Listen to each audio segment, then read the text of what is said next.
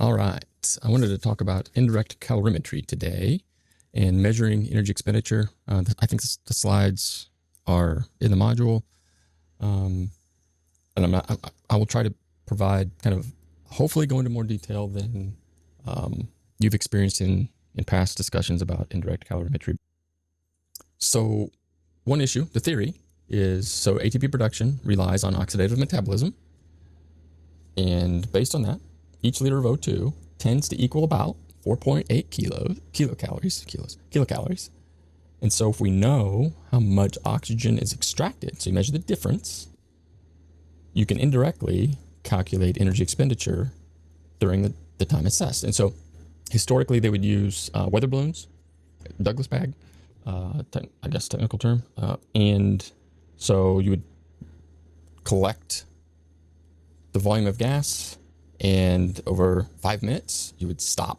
You'd close off the balloon, and then you'd measure what was in that balloon. The devices now are able to register flow, volume, and concentrations without the need of collecting, and it can do quickly every second. It depends on how the equipment's set up, but on a regular basis.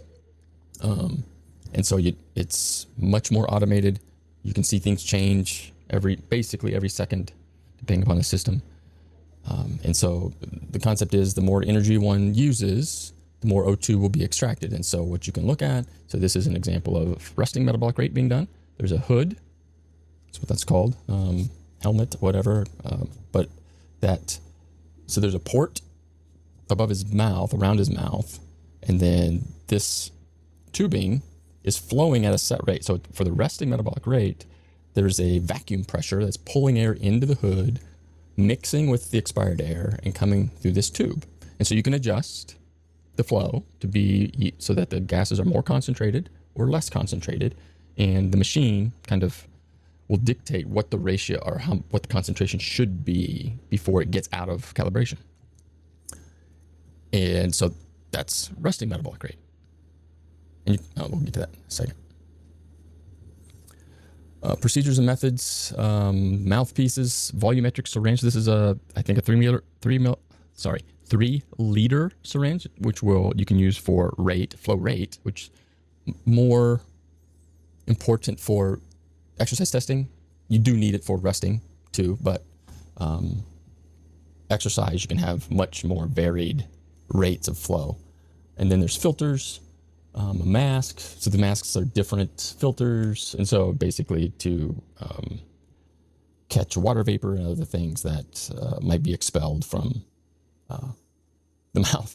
And so one of the things too that does collect is saliva. And so usually there's some sort of a saliva trapping device so that it doesn't go to the machine.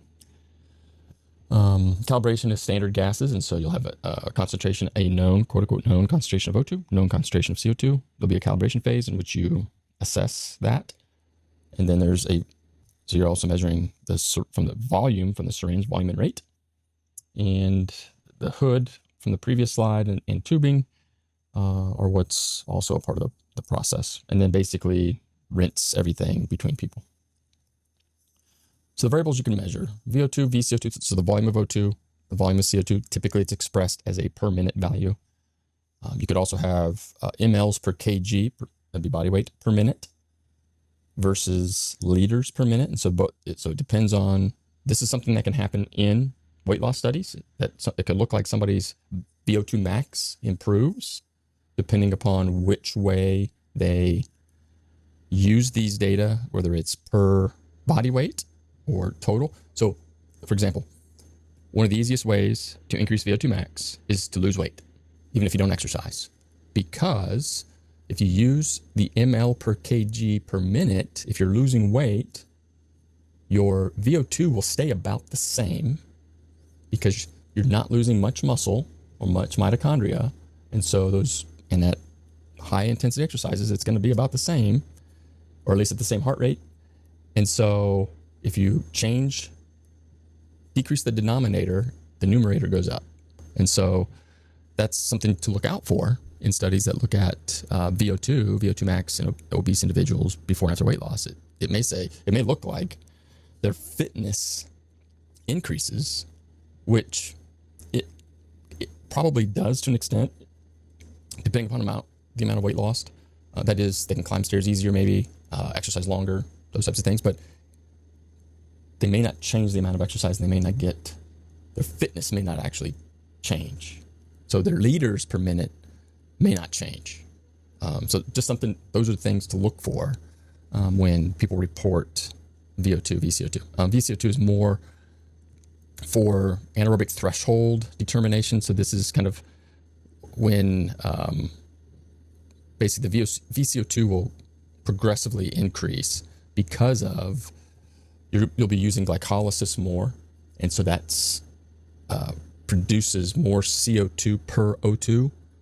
So we'll get to that here. So with RER, it's a ratio of VO2 to VCO2, and so 0.7, I think this is in the text in the module.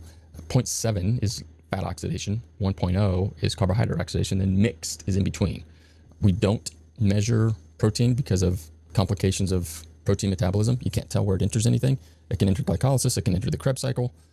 So it's not, without isotopes and complicated tools, can't do it. So it's assumed to be 5%, and it's ubiquitous for the amino acids. So it's not one amino acid or a couple. It's just, there's a constant for protein oxidation.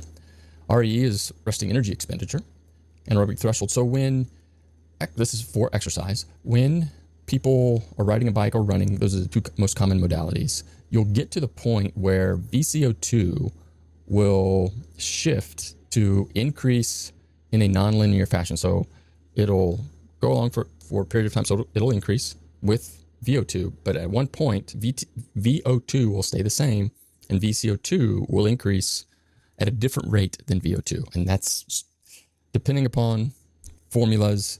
That inflection point in VCO2 is somewhat determined by the anaerobic threshold. It also relates to lactate and lactate threshold and critical power, those typical things. And so it is a way for this device to kind of give that data during a test. So you don't, it is not lactate threshold because you're not measuring lactate, but it's kind of an expression of that. And so heart rate, a benefit of this for athletes is you'll know, and a lot of these, the cycloergometers and or treadmills will have power and or velocity, depending upon which. So you can get heart rate and VO2 at given running velocities or giving RPMs and watts, so that you can track fitness. So an indication of fitness is being able to run faster at the same heart rate. So your velocity on the treadmill increases, but your heart rate stays the same, and your VO2 goes up with velocity. So you're able to bring in, transport, and use more oxygen per beat per se. And that's, so athletes want that, just because that's what, I should say athletes, endurance athletes prefer that. And so those are just some of the tools and applications. So the general data, resting energy expenditure. So we'll use a hood. They'll lie still for 20 or 30 minutes. The issue, I have issues with the methodology, because the rule is not to fall asleep. And one of the issues in that scenario is you'll get, if you've ever done this, I've done it multiple times, and you get relaxed and it's hard to stay awake. And so if somebody dozes off, the methodology is to gently put a hand on the shoulder, or you explain this before, just so that they know if they fall asleep what will be coming, so they're not startled that who's this strange person touching me. But it's typically on the shoulder, the upper arm, someplace predetermined to kind of wake them up. But typically when they do fall asleep, in a lot of people, I shouldn't say most, in a lot of people, it will startle them. And so all of a sudden it's kind of a mini fight or flight response. And so energy expenditure goes up for a couple minutes after that, and then comes back down. And so that's one of the issues but if you sleep, then heart rate changes, VO2 changes. So it's one of those, which one are you going to deal with? The sleep or the startling. So, but that's one of the methodological issues with resting energy expenditure. With VO2 max or peak, it's the greatest VO2 value during that test. And so there's also, some of the newer strategies are to retest, which as a participant, I hated that. It's one of those things where, so it's a verification. So basically you rest a little bit and then they put the speed back or the resistance back, whether it's a bike or a treadmill, and you got to do it again. It's like, if you've ever done a VO2 max test, it sucks. There's not many exercise things worse than just the mental aspects. It's not, running hard is not the issue. It's just the pain you endure to get it as high as possible. And so that's kind of the value there. And then, if for a cardiac situation, it's really hard because sometimes they don't get too far into the quote unquote stress test for, determining, the cardiovascular health if they're a diseased patient. So it's very minimal sometimes. So relative to athletes and diseased people, there's just a major difference in the dangers, because there is a chance of death during a VO2 max test, but it's mainly with diseased patients and not healthy people or athletes. Respiratory exchange ratio. So this is where you get this is where we measure fat and carbohydrate oxidation. And so, as I said, there's a ratio of VO2 VCO2 with the lower ratio, 0.7, being fat oxidation, 100%, theoretically 100% fat oxidation, and 1.0 being theoretical carbohydrate oxidation, 100%. And so you get these aspects this is what we used for the alcohol, the methanol, to calibrate with. And so we got it to around 0.67, so it's pretty close to fat oxidation, but it's a way to kind of verify your calibration every so often. So one of the issues is with exercise, this can increase greater than 1. Also, and I have a video on this, you may have seen it already, but maximal fat oxidation during exercise. The fat burning zone. You'll have treadmills, bikes, other equipment that'll say this is your maximal fat burning zone. So one of the issues is with this is so we talked about anaerobic threshold. One of the issues is lactic acid, or the acid part, the hydrogen ion that's associated will efflux from the muscle and combine with carbonic anhydrase. And it's the carbonic anhydrase reaction. So you have sodium you have bicarb. Sodium bicarb is a way to artificially increase it.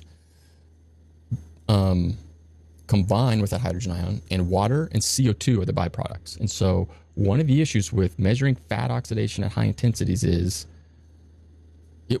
it shows, these machines will show during exercise that fat oxidation is declining at higher intensities. My question, and I have yet to have somebody who also does this kind of work respond, but my question has been, is the decline in fat oxidation due to the machine sensing increased CO2 via lactic acid buffering?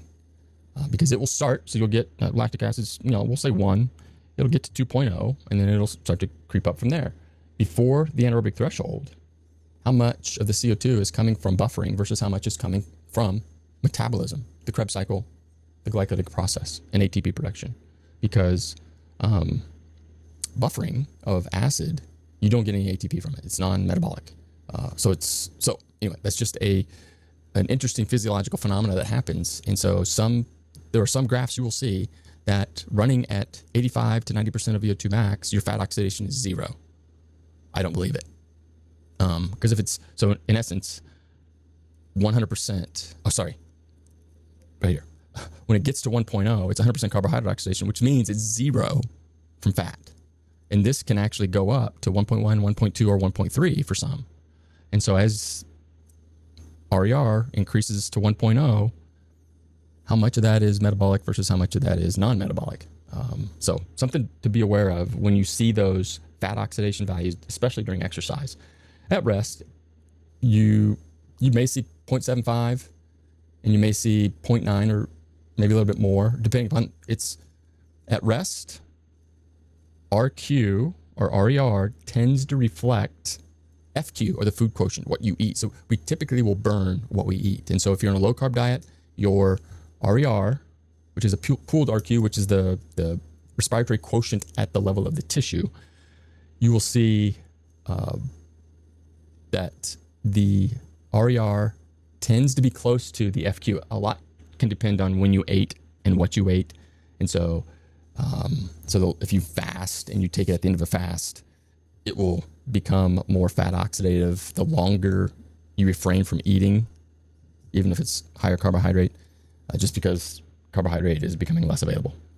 Anyway, so that's kind of that. So in summary, indirect calorimetry, convenient way to measure energy expenditure from rest to sprinting. It can help guide diet or body composition goals, adjust training intensities, assess the adaptations. You can screen athletes. I think there was something I'm trying to think of. Oh, just from a metabolic perspective, not necessarily indirect calorimetry, but one of the issues, going back to the discussion we had about carbohydrate insulin model and just energy balance theory or thermodynamics, was a difference in the calories of proteins versus carbohydrates, for example, but the calories don't change. It's the access to the calories and or the redundancy of creating energy.